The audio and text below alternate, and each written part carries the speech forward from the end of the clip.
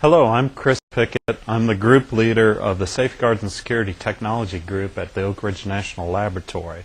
I'm going to talk today about an overview of containment and surveillance systems and remote unattended monitoring as they apply to nuclear safeguards. I've worked in Oak Ridge for about 30 years at both in the weapons program and the international nonproliferation programs. So I'm going to give you a perspective of some of these things both from the safeguards point of view and from an arms control point of view. Now, containment and surveillance is primarily the tools that we use to establish a continuity of knowledge about an asset, to detect if it's been diverted, if it's still what we think it is. It gives us confidence in what we're verifying for safeguards, and I'll get more into that as we go. But we'll start with an overview of some of the terminology, and then I'll get into some of the things on sealing and some of the words of wisdom on seals, because seals are a big part of containment and surveillance. I'll talk about some systems and show some examples that we've implemented in Oak Ridge, either by ourselves or with other labs in the DOE complex. Now, some terminology that helps us all get on the same page in terms of safeguards is with nuclear materials, we're trying to protect assets of concern. These assets typically are associated with what it takes to acquire the nuclear material, but the material itself is the primary asset that we're applying containment and surveillance to. So what you get into is you define adversaries. An adversary can be a person, a group of individuals that attempt to gain unauthorized access to the asset that we're trying to protect. And typically, again, that's a material. And we build systems around these assets to protect them or to detect when these diversions or attempts to steal material occur. So what we call an attack, and an attack is an attempt to basically defeat a security device or a safeguards device, a layer, or any part of the system. A defeat is a successful attack. Sometimes those terms get messed up. An insider is very important to understand. The definition of insider defines the type of system you put together. An insider is somebody that has an affiliation with the facility or has access to safeguards information, security information, operations information, and the materials. They can be working with the facility or with groups outside the facility. They can act alone, is what I'm saying.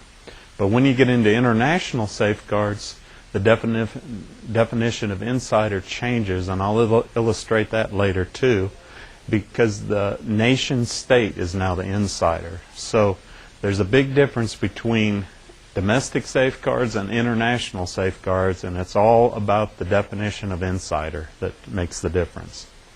A lock is a security device. Sometimes in containment and surveillance you'll hear about locks, but locks are not the same as seals. And what I'm trying to point out here in these definitions is a lock is a device that's designed to delay, complicate access to things, but it never can record that access occurred. Everybody's familiar with padlocks. You can open them and close them, but nobody knows you open and close them. But that's the fundamental difference from a lock and a seal. A lock is designed to resist access, complicate, and delay. A seal does none of that, but what it's good at is recording access or attempt to get into assets of concern. As we move on in some of the terminology, you hear talk about tags. Tags are used as identifiers. Tags facilitate the accounting, the tracking, the inventory management of a system. But a lot of times a tag is not a seal. The fundamental difference between a tag and a seal is a tag has unique identity.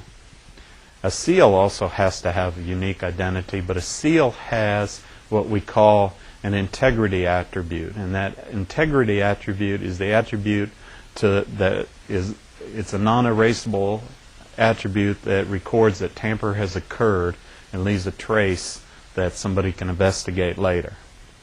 Now we get into things too where our seals are more than just something that we put over the normal opening and closing of a container, but they can be enclosures. And when we talk about seals for enclosures, we call these TIEs, tamper-indicating enclosures. Seals are also called TIDs, tamper-indicating devices. They're both synonymous, but tamper-indicating enclosures typically surround monitoring equipment, anything that we may be using in the facility that we leave with the facility, to record if anybody's messing with some of the data gathering systems and such that the agency may be using today. Now, use protocol is very important. Every technology has a procedure, a protocol for use. And that protocol for use, it's very important that people understand it and apply it appropriately. Basically, vulnerability assessments are done on systems that are put in the field. And we do a vulnerability assessment, we find weaknesses in the system.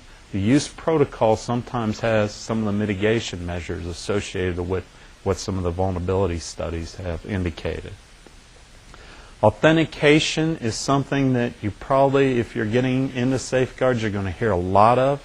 21st century safeguards is going to be data or information driven. That type of information, we got to know if we're monitoring something at a source. How do we know the data that we may be receiving somewhere else in the world is really coming from the system we think it is? We have to put tools in place to authenticate that data. I'll talk a little about that, but it won't be the focus of this talk just because of time. Encryption. Encryption is simply, it is different than authentication. It is designed to basically help secure the data from parties that have no interest, to protect it from outsiders looking at the data. The two people that are the monitored party and the party doing the monitor may or may not establish some form of encryption in the data to protect it for the site that's being monitored. As I mentioned before, the vulnerability assessments, these are independent assessments, and we break it down sometimes into things we call red teaming, blue teaming. Remember I said I'd say something about arms control? Those are arms control terms. Red team is the team that tries to break the system. If you put a security system in a bank, you know, the people that try to get in the vault or find ways to get to the money, the asset of concern, they're the bad guys. They play the bad guys. The blue team then tries to fix through either technology, procedures, protocol, a way to mitigate what the red team found. They try to fix it. So one team's trying to break the system, the other team's trying to put layers or technologies or protocols in place to fix the system. A lot of this goes back to threat assessments, and you know, I won't say a lot about it, but threat assessments are designed to identify and quantify the types of tools and things people can use to attack or break your system. These are done independently and periodically, because adversaries, just like us that are technologists, the adversaries are always up in their game a little bit, so we got to kind of continue to reevaluate what an adversary can bring to the game and attack our systems with. Passive seals, you'll hear about passive and active systems. If you get into this field, passive systems are basically require physical inspection to determine breach. Active systems can monitor for breach, but they still require physical inspection, primarily of the system and some of the system components. And then there are seals that we call anti-evidence seals. Remember I told you that a difference between a seal and a tag was this integrity attribute. And in the past, an integrity attribute's been an attribute that leaves an identifier that's usually visual, that people can identify to see if something's being tampered. As we get it more into electronic seals and other types, we look at anti-evidence. We have evidence in place in the seal, and as soon as someone tries to tamper with it, it erases the evidence. So the lack of evidence is indication of tamper. Now, containment and surveillance, these are pretty much just dictionary definitions. Containment is the control, the hold, the surroundings. You try to limit access, but it's designed to protect and hold the asset. Surveillance is observation, examining something with scrutiny, but providing close watch. But these systems together establish what we call a chain of custody, or what we're moving more to is a continuity of knowledge. As you look at the global fuel cycle and how it's going to expand in this century, where you have material that's mined in one country, converted in another country, enriched in a third country, and maybe fabricated into fuel and burned in a reactor in 4 or 5 different countries, how do you maintain that chain of custody to ensure none of that is diverted as it goes through normal fuel cycle operations? And containment and surveillance will become a big player in how that's done, these types of technologies. Some more definitions, and I think I probably said this, but they're here for completeness. I'm going to move on to some of the elements of the security system that are built around the containment piece. But when you hear about security systems design, safeguard systems designs are similar. We don't get into deterrence as much. Some safeguards have delay factors. For instance, the size of our container can offer delay elements to the analysis of the safeguard system. If you have a big container and it requires a forklift to move, that means you have to bring more tools to the game or have access to tools to get to that asset. But a lot of our systems involve detection and assessment and indicators that help you respond. And as we move into 21st century safeguards, we're looking at indicators that can help us respond in a more timely fashion than we ever did in the past. People call it real time. Whether it will be true real time or time with less delay remains to be seen. And there's nothing really in the safeguard system that you have in physical protection systems that do neutralize. Although I suppose we could add explosive containers or something if we wanted to, but I don't think that would be acceptable. But detection itself is based of a lot more than just some basic elements. First of all, you put a sensor in the field, you have to sense the event. It exceeded a threshold. There's a time associated with that. The next, you have to generate an alarm. Okay?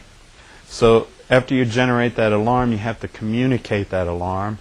And then someone or some system has to assess that alarm whether it's real. So even with the detection, there's this built-in time. And true detection requires the assessment. So it's not just sensing the event for detecting, it's actually communicating and assessing the whole time spectrum there. So there's always a built-in delay with every system, and how long that takes will be somewhat dependent on the technology used and the type of assessment required. Okay, I'd mentioned domestic safeguard systems and international safeguards. Some of the basic differences between the definition of an insider. If you look at your protected asset, you build layers around that asset. Some of those layers that are built around that asset are to keep threats out, external threats out. Other layers that are built around that asset that are primarily the safeguards functions are designed for detecting when people that have access to that asset are not doing anything they shouldn't do that would lead to diversion or theft of that asset. But domestic safeguards traditionally give credit for the physical protection systems. They use them for dual purpose. International safeguards, there's no external threat. The country that has the material or the asset that we're trying to protect is considered the insider. So you're designing a system that's going to be put in a facility that is owned by the adversary. If you think about that for a minute, that is totally contrary to anything that's done in the security world or the safeguards world. It's like negotiating with criminals in your neighborhood of what security system you put in your house and having to get their approval to put it in. But that's how international safeguards work, and that's why it's so challenging and kind of fun for us to build systems and technologies for. But one of the things you work with in containment and surveillance is containers. And they come in all sizes and shapes. Here's some pictures of some standard containers, but some of these are used in the DOE sites. Some are from Russian sites. Some are dry cask storage. But they're also in a lot of different environments, and some are designed for transportation. All these containers and a lot of times the technologies that we use to establish this continuity of knowledge to be able to track these assets and provide timely detection of diversion also has to work in many types of environments. Now, some of the things that go in those containers are some nasty stuff, but also things we have to worry about too.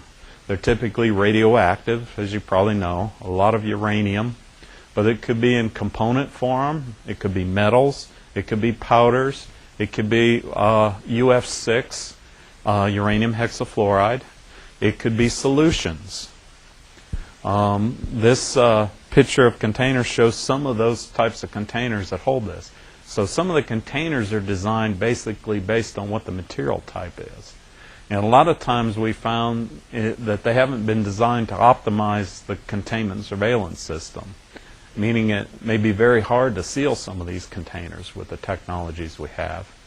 And it may be very hard for us to be able to do the type of monitoring we want, because we've got to consider the operations and how these containers move through facilities and through the fuel cycle processes.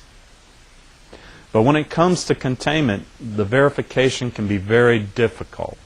Visual systems have kind of represent a lot of the best efforts to date, where inspectors go to the sites, they check tags, they check seals, they make measurements, and confirm that that asset is what we think it is. And the measurements they make typically are checks of physical attributes, gamma energies, the weights, the masses, and some of the serial numbers and tags and seals associated with it.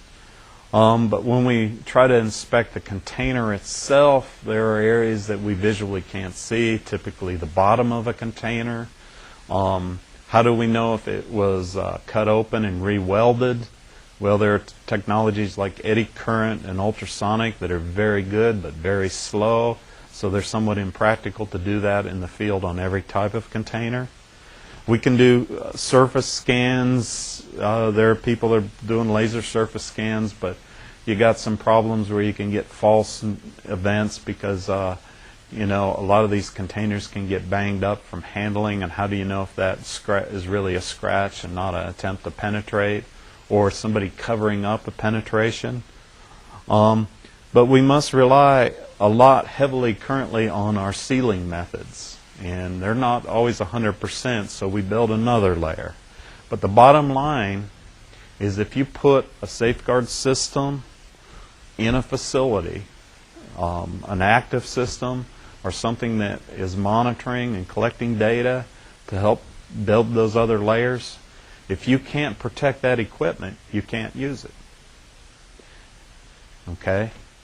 And that's significant, because if someone can get access and all of a sudden they're shooting out data that says, you know, everything's good, everything's good, everything's good, or, you know, how do you know? First of all, I talked about authentication earlier. First, you got to know that's real data, but if you can't protect that system, that authentication gets very difficult to do. Surveillance systems, these are basically the inspector's eyes in the field. An IEA inspector told me a long time ago that in their minds a camera was worth 1,000 sensors. So any system we build in Oak Ridge has the ability to add a camera. Now, a camera is not a detection system. It's an assessment system. It helps you reconcile what occurred. There are other things that need to be monitored to actually detect if diversion occurred. A camera can validate it. It can help you determine whether it was a real event or some anomalous event. But cameras can be very important. But cameras can be spoofed very easily these days. Cameras, there's not a, especially digital cameras, there's not a camera or photo made, they say published today, that hasn't been altered in some form or fashion, even if they just light it, crop it, or whatever. So we also are concerned about authenticating the images coming from these cameras, and with more than just time date stamps, but with actual indicators that are hard to change or spoof.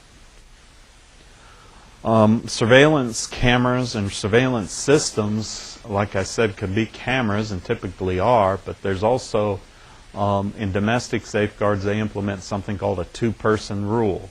A two-person rule is designed to reduce the chance of an insider acting by themselves. They have to have collusion with someone else. And the more you do this, you lower the probability of collusion occurring, especially if you have enough people and can rotate them around with new partners. Active monitoring systems, these active systems that can give us near real-time indicators of when events occur, can be used as triggers to surveillance systems to have cameras take pictures at a different rate so you can collect more information. Attribute monitoring. Attribute monitoring tells us something about the physical attributes associated with what we're monitoring. And typically these are attributes that are hard to change. For instance, when we monitor gamma rays, unless you got some of the same uranium around, where you can do a swap, of course. But if you're monitoring a specific container with a specific contents, it makes it real hard if you're doing that in a real-time manner for an adversary to change those attributes all at once. And of course, integrating these technologies effectively is important. But you got to be careful when you do system integration. You can create vulnerabilities in your system because you got too many layers and one key layer goes down and you lose everything. You want to maintain a level of redundancy when you do these types of monitoring. Building effective systems basically requires a lot of pre-testing. And what I mean is you've got to test things for the application and the environment. And I'm going to show you some things we do with seals, but it also, the things we do with seals, that type of testing pertains to any type of equipment that you may be leaving in the facility or with the adversary for long periods of time in an unattended mode.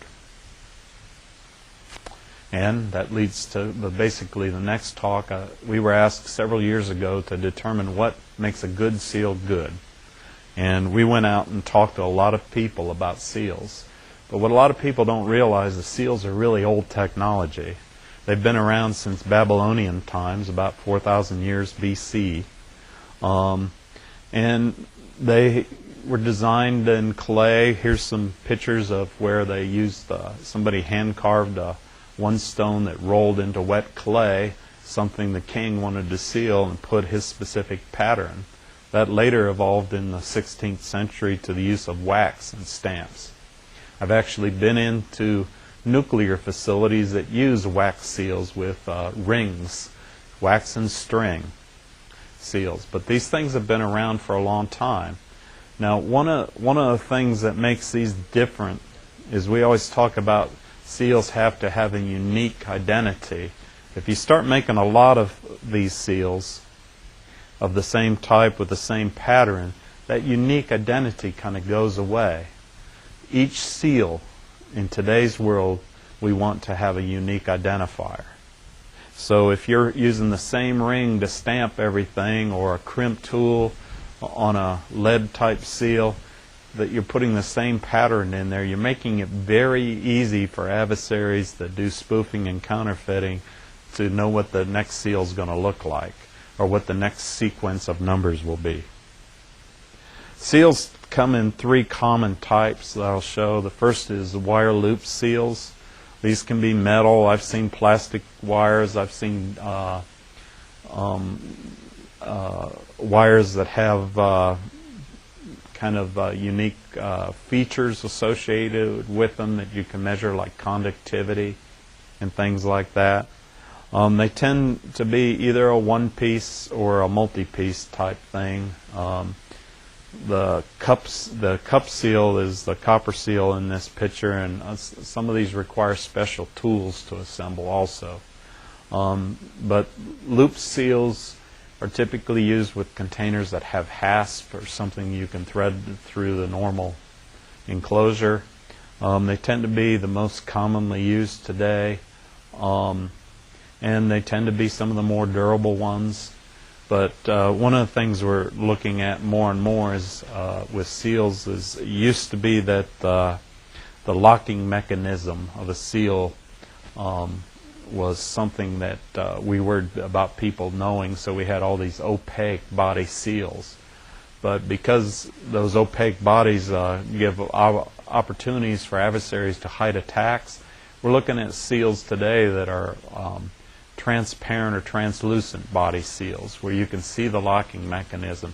It makes it much harder for some adversaries to hide attacks on the locking mechanism visually from inspectors. There are what we call bolt type seals. These are almost always a two-piece seal.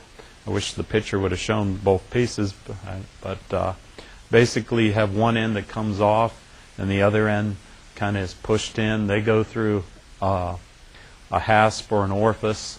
A lot of times they're limited by the fact that they only fit through certain types hasps or orifices, so that's why wire loops tends to be more popular.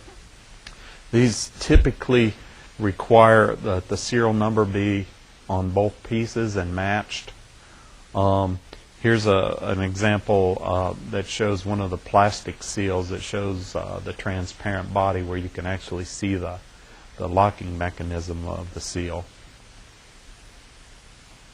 Adhesive seals. These are probably the most versatile seals. They are typically used on things that aren't necessarily designed for sealing. They are the least durable of all seals. I call them seals of last resort. The IEA recommends them only for 24-hour use. There are a lot of durability issues with these, and most of the issues should be short-term. But because they are the most versatile, these tend to be sometimes the seals that people look at the most in terms of applications where they don't have a hasp or a normal way to connect a loop seal or a bolt type seal. Now there are other special type seals that create sometimes they, instead of using just number identifiers, they create patterns that are used for identification. One of the seals that is probably one of the toughest seals for us to beat in a vulnerability assessment has always been glittering glue. We throw glittering glue and then you try to take a picture of it and you try to match that pattern by making a counterfeit, and it's very, very difficult. I don't know if anybody's ever done it, to be honest. But then you have to worry about managing all those images, and the image management can be somewhat problematic. In this view graph, I show a shrink wrap seal. Shrink wrap you can add special features to make it, first of all, unique, but also facilitate inspection. Well, we put ultraviolet ink in some of ours where you can inspect them under black light and see cuts, tears, or attempts to take it off. The seal, the loop seal down here is what we call a Cobra seal. It's sold commercially and used by the IEA. When you cut this fiber optic bundle here, you get a unique pattern of light and dark spots that can be imaged and very difficult to counterfeit. Another seal that I've tested was a seal that was where you twist a wire up and sandwich it between two pieces of glass and image that wire pattern. So some of these seals, you see a lot of seals now adding imaging features to add a layer of difficulty in terms of counterfeiting and spoofing. We have active seals or electronic seals. Active seals continually monitor themselves for breach. Usually when they record that breach, they may or may not communicate it in real time, but they log the information with a time date stamp. These are some pictures of some that are used by the agency and some that we've tested in our laboratories in Oak Ridge. I think there'll be a lot of work on future seals. One of the things I mentioned earlier about tagging, how it facilitates inventory. It facilitates the tracking and the monitoring of the asset, but not necessarily gives you any indication if the asset's been opened or changed.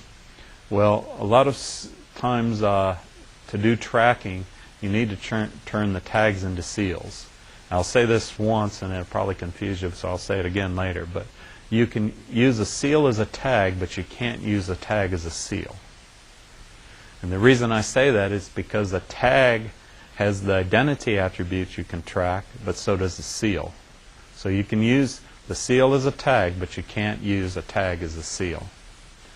But future seals are going to have a lot of features and maybe even future tags that make them look more like seals, especially if you're using them for tracking, because you need some type of tamper indication when the tracking device is removed. And a tag can be used for tracking, but it doesn't have any tamper indication if it's removed. So you almost have to make, if you're going to use seals for secure tracking, or if you're going to use something for secure tracking, you almost got to make that tag a seal. Some of the performance attributes that are measured with these devices include what we call ease of use. Ease of use includes everything from the training, the inspection, the application, and removal.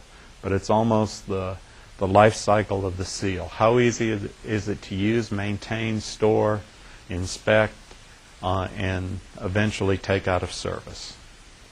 Durability of this equipment and these seals is, there are two types of durability that you have to test for. One is operational durability. Whatever you're going to use these things for, what does the operating environment do to it? When it moves, when it's in storage, when it's etc., etc. How do they do that, and could your device or tag or seal be damaged? And then you get into the environmental durability. The environmental durability is if it just sits out there and is exposed to radiation, outdoor temperature changes, humidity changes, corrosives, does it survive, and for how long? So these are some of the things we test for. And then the last one, after we get things that have gone through these performance testing, we do vulnerability assessments. And vulnerability assessments, I mentioned, should be independent. You should begin them in the design phase of your technology. If you do it in the design phase, it's going to be much easier to fix things later, because if you get all the way down where you want to deploy it and someone does a vulnerability assessment on it and they find things, it's going to be much harder to fix those things they've found if you don't think about it during the design phase. So we're pushing people to think about vulnerability assessments during the design phase of a device. Some examples that go with the tag and seal program. Everything's a program. Protocols that I mentioned, use protocols. If you buy a bunch of seals or tags, you have to have access control and accounting for these devices.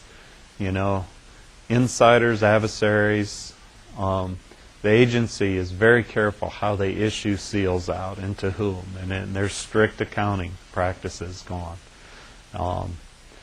That includes even when they're procured, they do accounting to make sure they got what they were sent. And believe me, this can be very trivial, but it's very important to the process. All the items should have item control, surveillance. You have trained personnel. They should be trained on how to remove or how to apply, remove, and inspect these seals and these systems.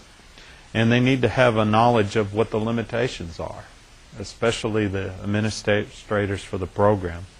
There are people I know that think an asset's totally protected because it's sealed.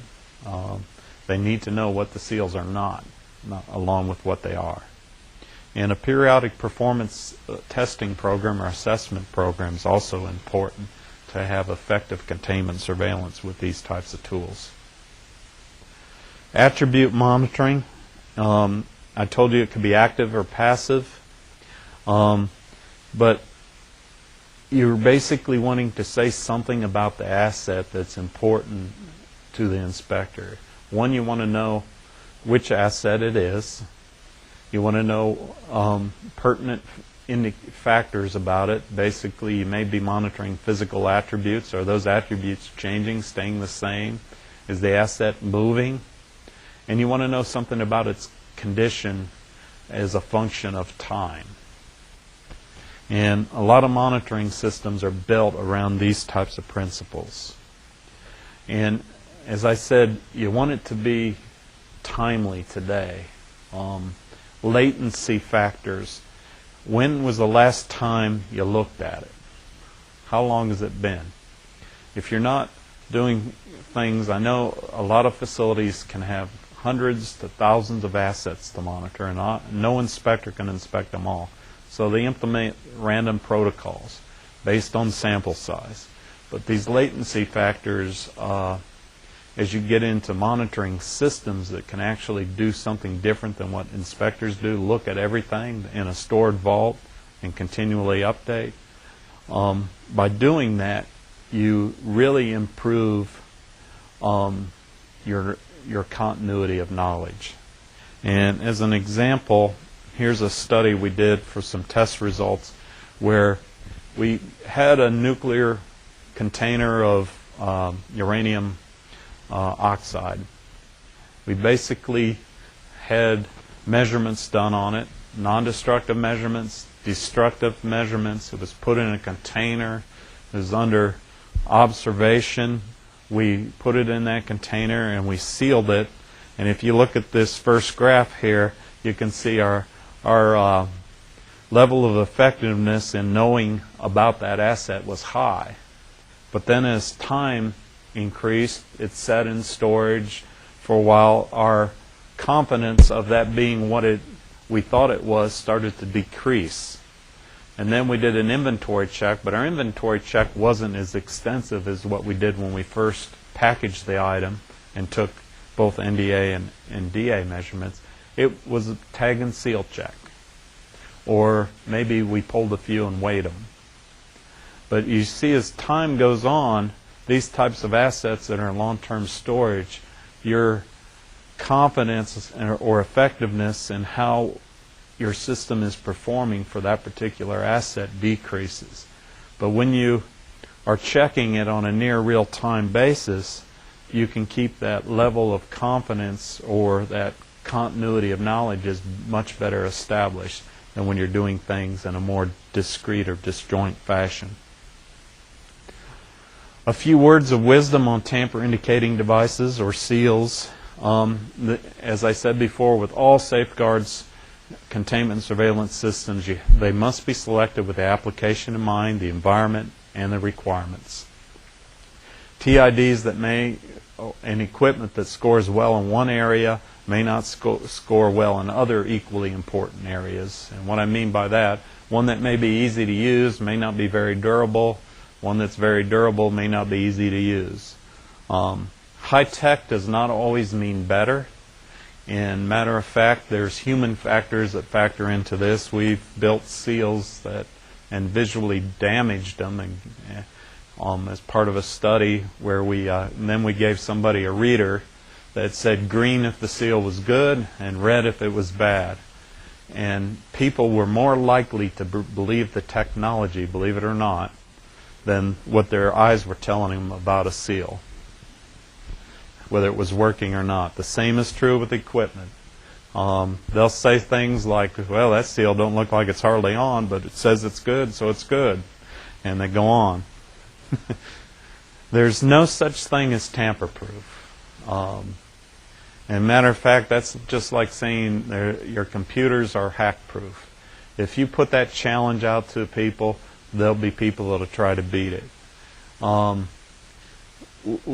We try not to use those terms. Our goal is to build tamper-indicating devices and then put the protections and do the assessments that are needed to ensure that this is only an effective layer in the safeguard system, but it is a layer. That's why we build our systems in layers. Active seals, as I mentioned before, do require physical inspection. First of all, someone needs to actually go see it now and then to see if it's even on what you think it's supposed to be on. All seals require an effective use protocol that's particular to the seal type itself. In cost, a lot of times managers say, we want to seal its cost. Well, there's no correlation between cost and performance. I had to tell this to one of the directors at a Russian site. There's no correlation. They see you do a study and see, well, let's go with the cheap one.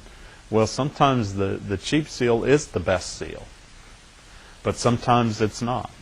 And sometimes the most expensive one or the high-tech one may not be the best seal for the application. It may have some significant vulnerabilities that are very difficult to mitigate.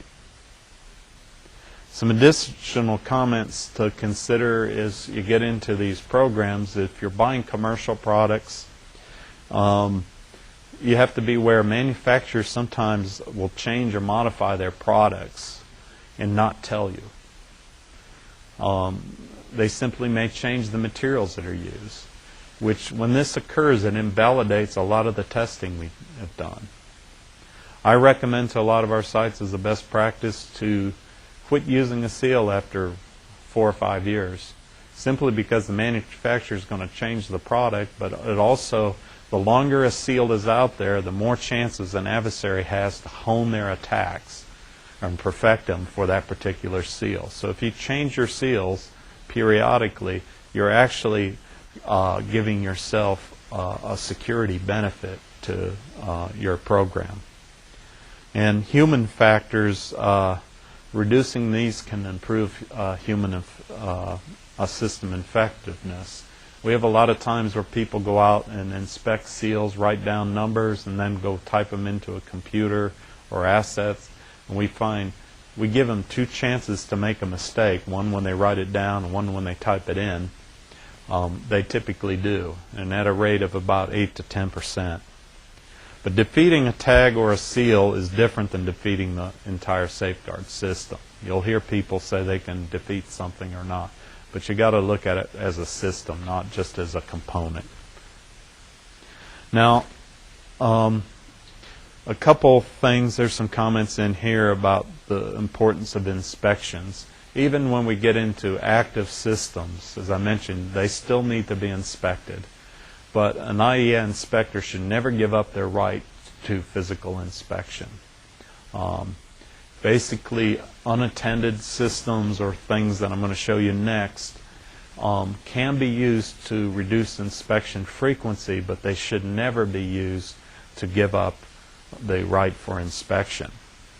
And when you can't do effective authentication, you should be implementing protocols that make up for that. And one of those protocols that we've worked on is called short notice random inspections.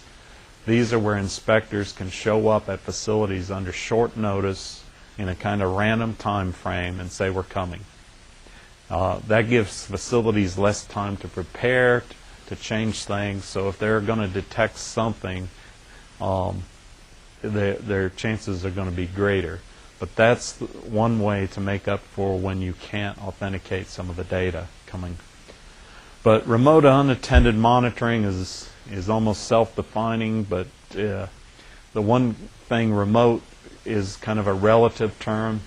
It's from a distance, but that distance could be on the other side of the globe or it could be in the next room. It's just not where the asset is. Unattended, of course, is without people, and monitoring and surveillance are somewhat synonymous in these systems. The design characteristics are pretty much what you would expect for a lot of systems. The key goal is to make unattended systems the best we can, or as equivalent to the inspector in the field. Now, people do things very effectively that it's really hard to build technology to do what a person can do, a good trained person in the field. But what persons don't do well are these things that involve human factors. When you ask a person to inspect 100 items, they may do good on the first 10, 20, but by the time they get to 90, 80, 100, and then they have to go to another facility and do another 100, their performance and attention levels start to dwindle. And now technology does that well because people get tired and bored with repetitive things. So a lot of times we focus our technology more toward those types of functions in a facility, making repeated measurements, actively monitoring the opening and closing of containers. But all components of these systems need to be reliable. One of the things you have to do with unattended monitoring in these systems is, I said before, the adversary is the site, the nation state, the people that have the assets under international safeguards. So when you put this system in place, you have to negotiate with the adversary. And when you negotiate with the adversary, you really got to think through things. You put a system in place, you got to negotiate the trivial. And you also got to recognize you can't always get what you want. But the bottom line is you got to, if it's going to be reliable and you put it in the facility and it quits working, what are you going to do? Do you want the adversary to know when you may be, 3 countries away that it quit working? Do you want to tee them up? And when you get there, how are you going to how are you going to do maintenance? Because they're going to be suspicious that you may be putting something in that equipment that could give you more information than they agreed to. So everything has to be negotiated, and you have to negotiate the trivial. But you got to design things such they can be verified. I talked about tamper-indicating enclosures. What are the tamper-indicating features you need? And a lot of times these enclosures, we look for multiple features. There may be switches and things that indicate it's been removed, but there may be features that help us with what we call post-mortem inspection. We take it back and look it over in the field or at the IEA headquarters. And it has to be customized a lot of times for the application. A lot of times they ask us to look for commercial things that could help them.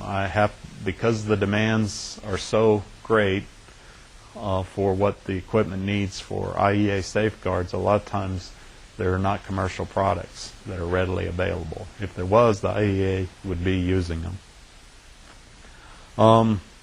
I mentioned data authentication, encryption, and the enclosures. The redundancy of the integrated layers, I briefly mentioned too, but you have to, in some of your negotiations on maintenance, you have to think about the redundancy. If you do lose this piece of equipment, how can you back up or still do the verification?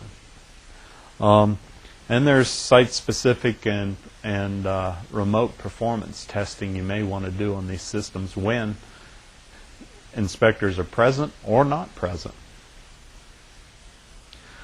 Some of the things that influence the system design also is, I mentioned, negotiating with the adversary. Of course, how much is enough, and that's all negotiated. Everything's negotiated.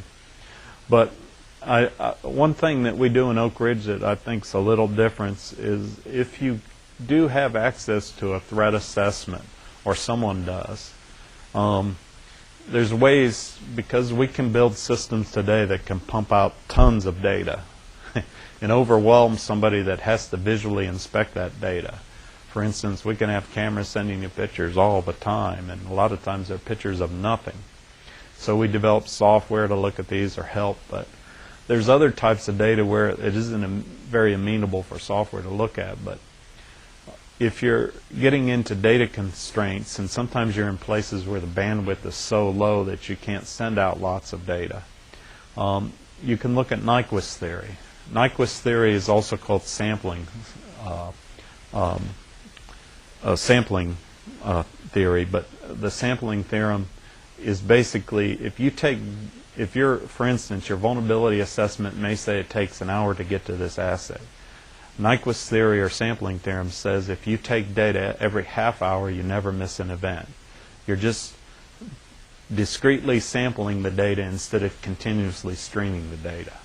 And you got to take it at a rate fast enough that represents what the data source is, but what the threat is in terms of safeguards.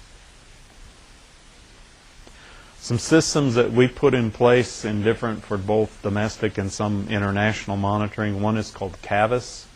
We designed load cells, low-cost load cells and radiation sensors that were put on material that was in. This was typically used in Russia on weapons-grade materials that would be locked up for long periods of time. The system had these layers.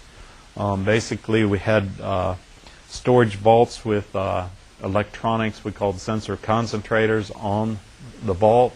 These took data for a number of readings we determined, and it was dependent on memory. And then we had a polling computer that goes out to each one of those boxes and says, give me what you got, give me what you got.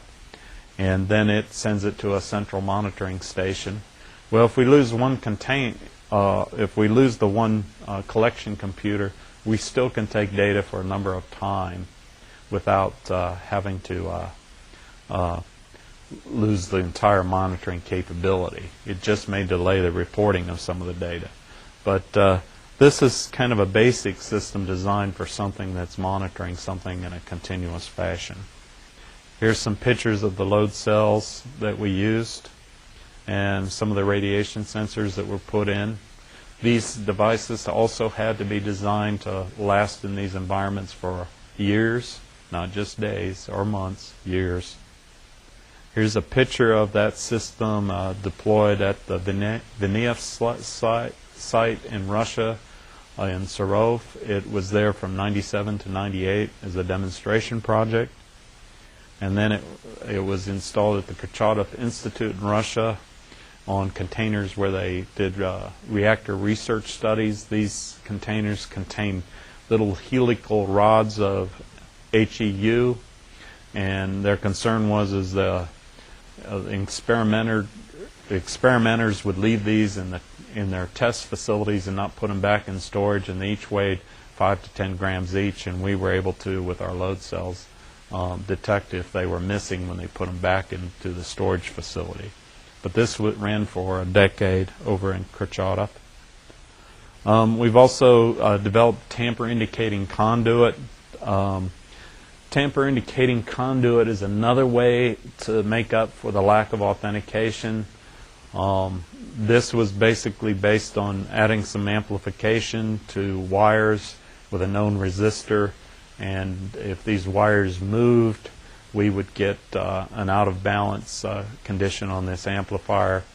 The problem with doing this is that you can do it in the field, but the problem with tamper-indicating conduit, you get into reactors and some of the nuclear facilities that are monitored, there could be miles of conduit and wires that are associated with the monitoring.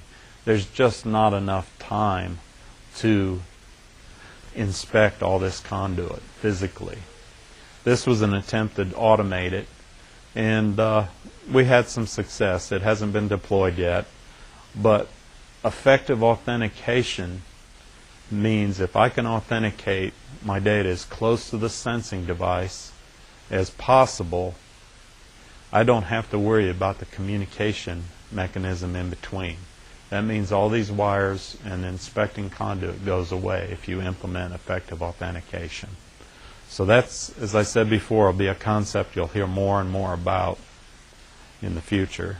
We built active seal systems. This uses time domain reflectometry to determine a seal breach and resolve it. over 2 miles of fiber within a few inches and reports it in near real time. Here's an indicator of kind of how we loop the fiber together and time domain reflectometry works. Basically, we shine light down both ends of the fibers, so if one seal is opened or a set of seals are open, we know which ones have been opened, but we can continue to monitor the other seals. You get a small reflection back when the seals are closed and a large one when they're open. By being able to do that, they can add and take items out of this storage array. We tracked cylinders using RF tags at a couple nuclear facilities in Piketon, Ohio and Wilmington, North Carolina to evaluate this technology for the IEA. Again, we found that RF tracking was possible, although work needs to be done to make the tags tamper-indicating so that when they're located on the asset, they can't be removed without detection. We've done real-time monitoring of both real and mock feed and withdrawals. Here's an example of the test bed in our laboratory. But we put a load cell under each of these plastic tanks represent UF6 cylinders. We have load cells or scales under each of these cylinders on the feed side and on the withdrawal side, and even in the sample tanks that may be part of the process. And by doing this continuous mass balance, along with tracking the ID of each cylinder through the RF tag, we can actually get an indication if material is being diverted during the feed and withdrawal operation, which is one of concern with IEA. The other thing is we also integrated a camera that you can't see in this picture that actually is triggered by any scale or anomaly event that we see. And otherwise it's periodically just taking pictures.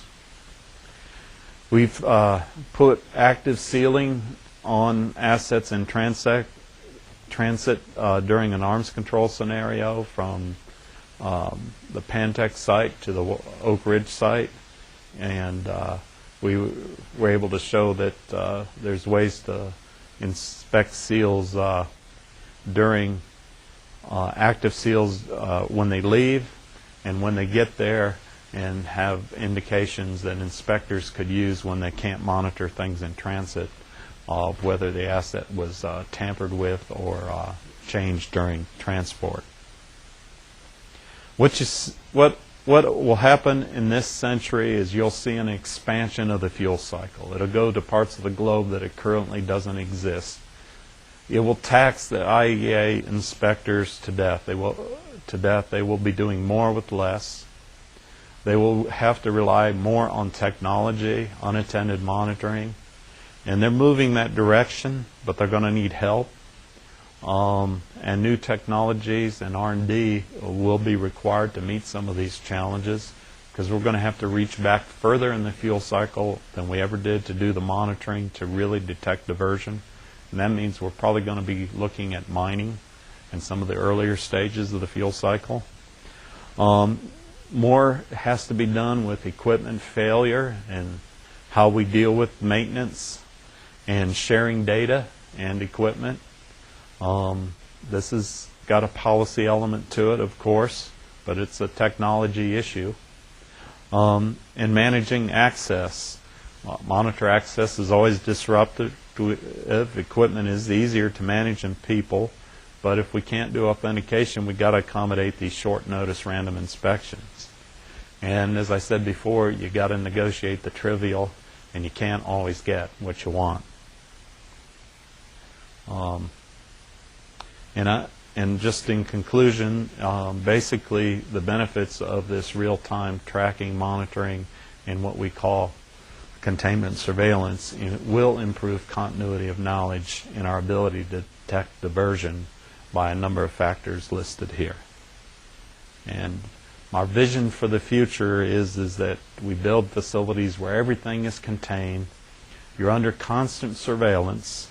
We're tracking you every move. We're weighing, monitoring the assets.